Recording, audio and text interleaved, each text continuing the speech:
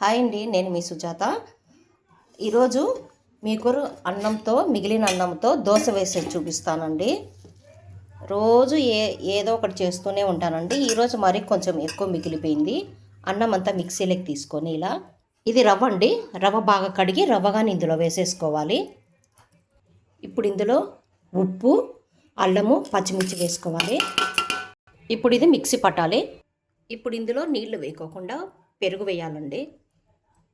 చూడండి, నీళ్ళు అవసరం అనుకుంటే కొద్దిగా నీళ్ళు వేసుకోవాలి. చూడండి, ఎంత వీలైతే అంత మెత్తగా రుబ్బుకోవాలి. ఇప్పుడు ఇదంతా దీంట్లోకి తీసుకోవాలి. ఇందులోకి కొద్దిగా నీళ్లు తీసుకోవాలి.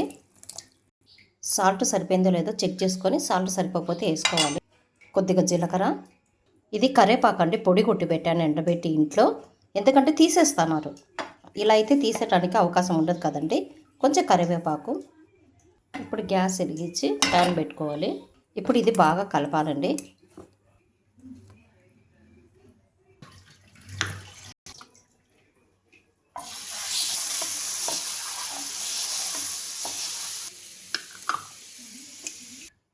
ఈ దోశ కొంచెం మందంగానే వేసుకోవాలండి.